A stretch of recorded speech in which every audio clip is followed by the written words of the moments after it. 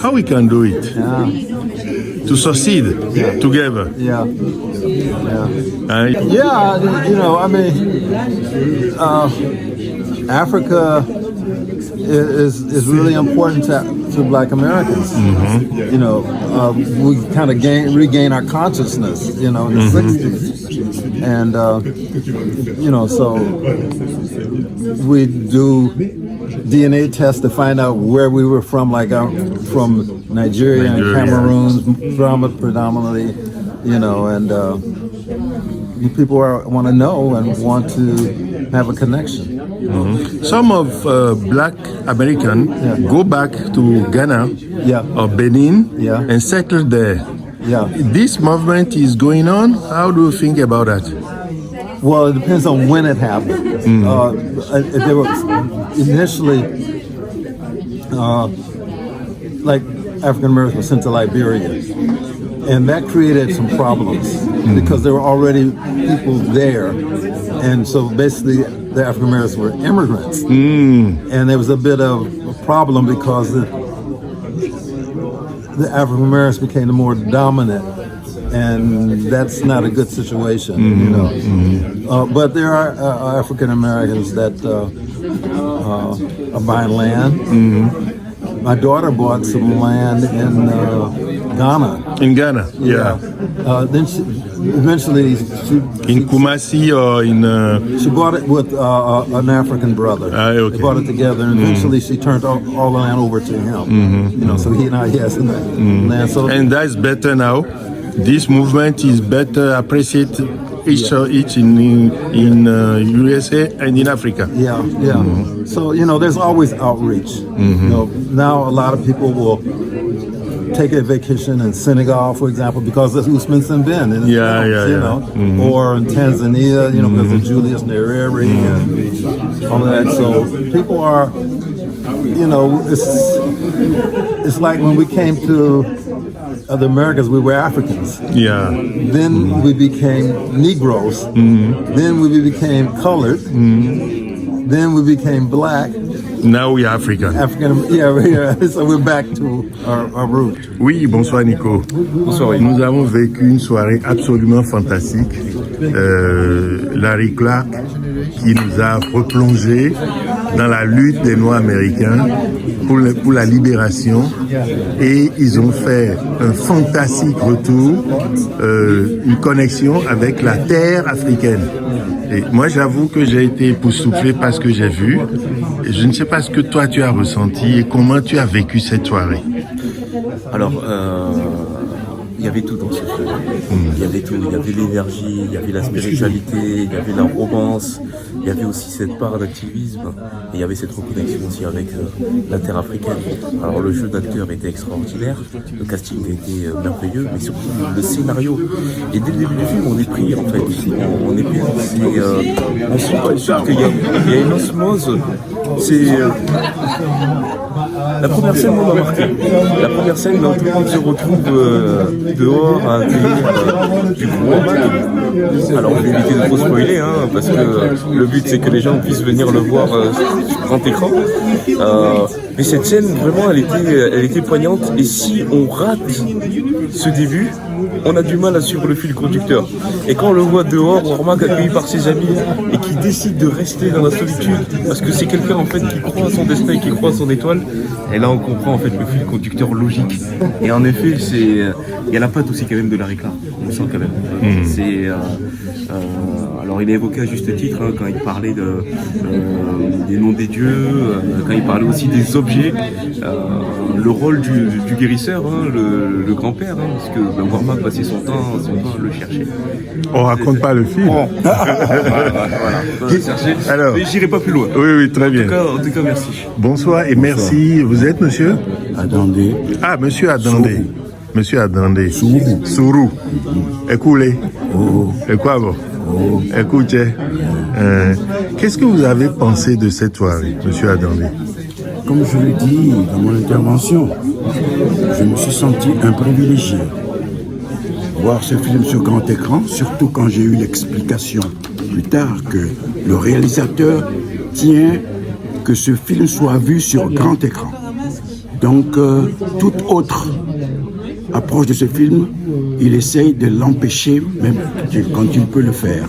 Parce que, par exemple, il a aperçu ce film sur Internet et il l'a supprimé tout de suite.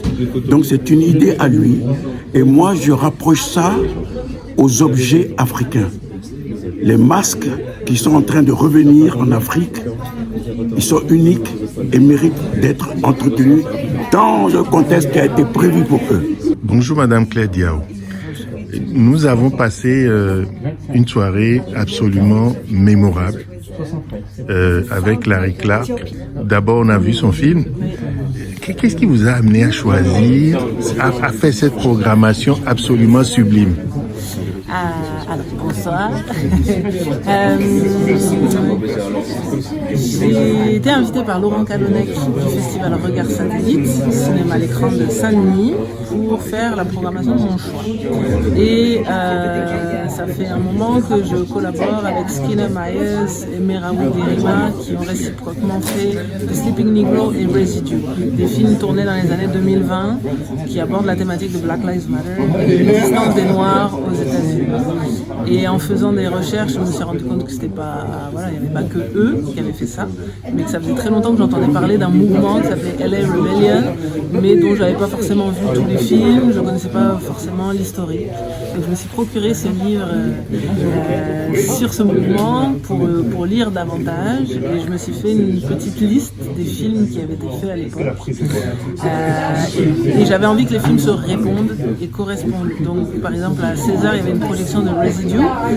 On l'a fait précéder d'un court-métrage qui datait des années 80, et il se trouve que ce court-métrage était réalisé par la mère du réalisateur du long-métrage, et qu'ils abordaient tous les deux le même sujet dans la même ville à Washington, la gentrification et la lutte des Noirs qui se faisaient évincer de leur quartier qui était repeuplé par des populations blanches. Et avec Sleeping Negro, c'est passé la même réflexion. Quand j'ai vu passer le film, ça m'a vraiment explosé au visage. Je me suis dit, mais c'est un geste artistique fou, justement, utilisant le jazz, parlant de la répression noire, qu'elle soit aux États-Unis ou dans les luttes anticoloniales en Afrique, que c'est quelque chose qu'on voit très rarement sur grand écran. Et alors j'ai tenté, j'ai envoyé un mail à UCLA, et UCLA m'a dit il faut demander son avis à Larry Clark. Alors j'ai écrit à Larry Clark et il a répondu. Wow. Et donc après on lui a proposé voulez-vous venir, et il a dit oui. Donc voilà la magie de cette soirée. Vous êtes une déesse. À ouvrir des portes comme ça, c'est hallucinant, c'est vraiment bravo. Dit, qu'il faut essayer. Oui, bravo, félicitations. Hello Skinner. Hello. We are very, very happy to meet you. What's your idea about how black people in USA can work together with black people in France or in Africa to succeed in those who are happening today in all the world? Yeah, I think that's a great question. I believe that what needs to happen first is that black people in America need to understand the historical traditions of the black cinema diaspora. And I think once they understand those traditions and that history, then there's a bridge that can be built. Okay. And almost like Pan-Africanism, you know, there's a way in which black artists and black people from the diaspora can really come together and create awesome art or support infrastructure, distribution, marketing. But first, a lot of black Americans need to learn the history of not only their peoples, but of black cinema, historical traditions, including Sabine and Jibril Diop Mabeti and a whole host of other amazing African filmmakers that were fighting colonialism. And I feel like the film schools in America don't cross that bridge. It's mainly Spike Lee. And so I think once they understand where all the influence comes from, then it's easier to work together to create something new. It's now a big movement of black Americans who are coming back in Africa and settle in Ghana, in Benin, in Senegal, and also in Ivory Coast. What do you think about that? Well, I have some friends whose families are from those countries, and so they're first generation, and they're going back. But I feel like, you know, black Americans are always trying to find a way to survive and thrive, and unfortunately, because of systemic racism and white supremacy that's very strong in America, you're always looking for a way to have a reprieve. And I feel like, if their heart's in the right place, I don't see anything wrong with that. But also, too, you can't just escape your problems by going to a new location. So there is a little bit of work that needs to be done personally. And then once that's done, if you can connect in an authentic way with the community you're going to be going to, then it's fine. But you can't take that individualism from America and transport it to Ghana or Benin or Uganda, because it's not going to work, right? And so I think first they have to they change their mind and then go.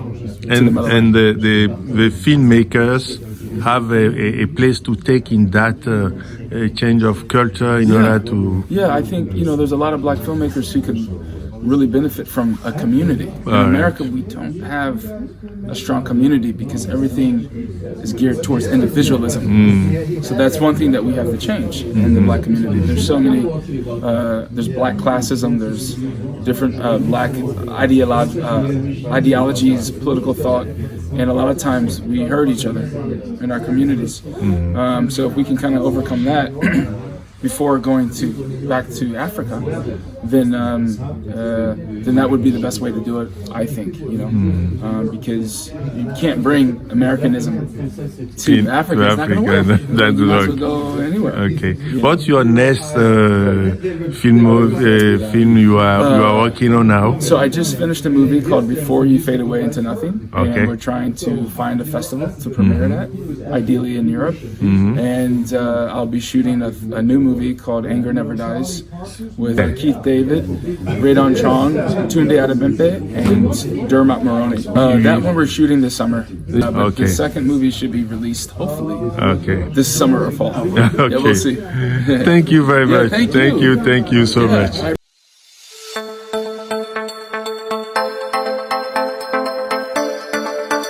Itinéraire Business, l'émission qui parle le mieux de vos succès.